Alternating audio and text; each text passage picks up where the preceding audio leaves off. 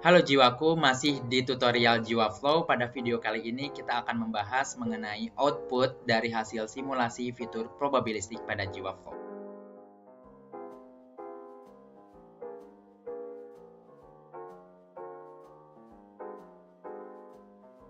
Seperti biasa, kita telah ada di halaman input nama well.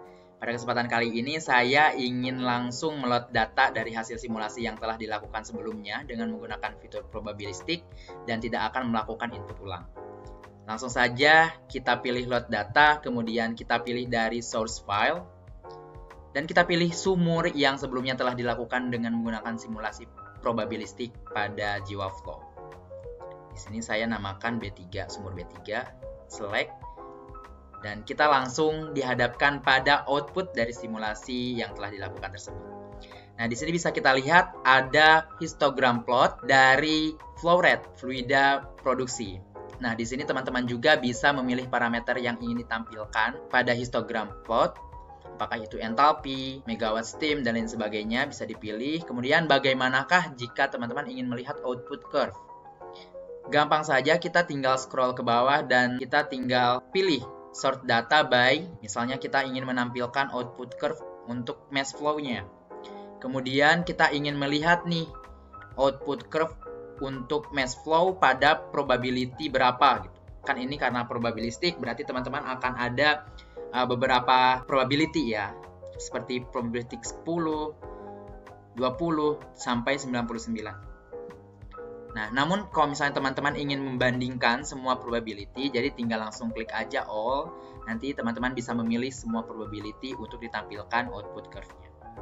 Kemudian kita checklist using WHP Assigned jika teman-teman ingin melihat bagaimanakah output dari fluida produksi yang dihasilkan dalam menghasilkan listrik, berapa megawatt yang dihasilkan, dan lain sebagainya. Itu kita tinggal masukkan WHP Assigned-nya berapa. Di sini saya misalkan 12 bar.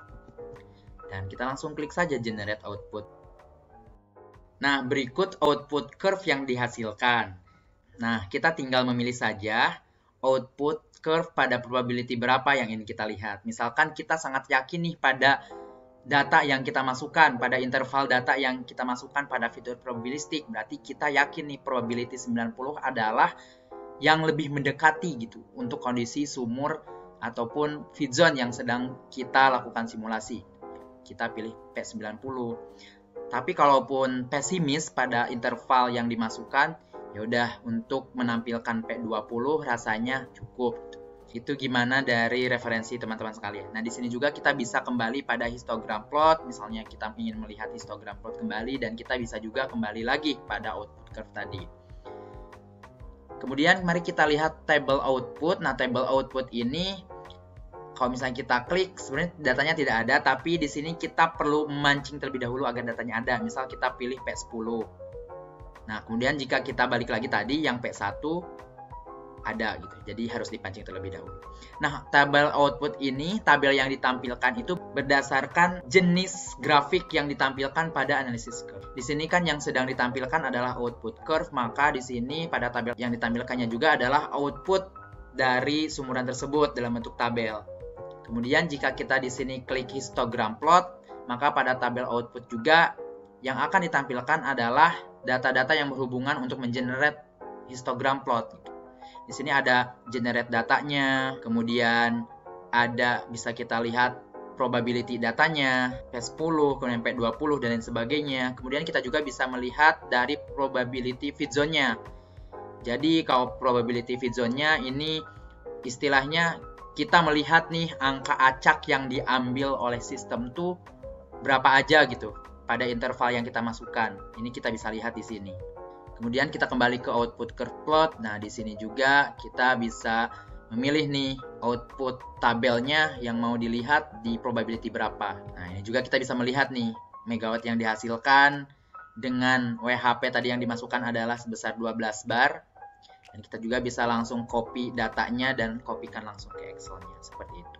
Nah, sangat mudah tentunya karena di sini membantu ya pada probabilistik ini karena kita tidak memiliki keyakinan terhadap data feed zone kita.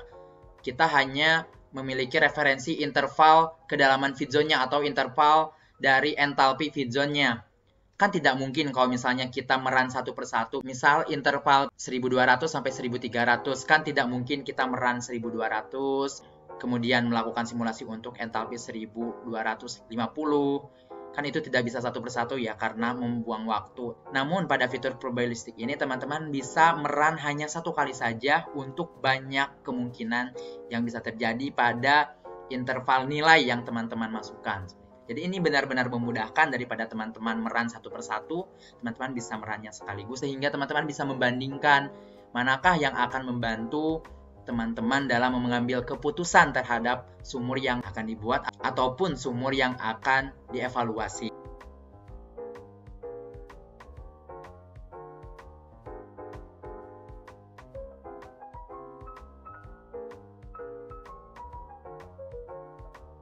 Nah, itu saja pembahasan mengenai output yang dihasilkan dari simulasi probabilistik pada Jiwaflow. Untuk lebih jelasnya mengenai fundamental probabilistik, kemudian distribusi data, Monte Carlo, dan sebagainya bisa teman-teman lihat di Jiwa Learning pada video fundamental. Sekian video kali ini, sampai jumpa pada video-video lainnya. Tonton terus videonya di Jiwa Learning, Fuel Your Mind in 5 minutes. Ikuti terus update dari AI5 di website dan sosial media kita.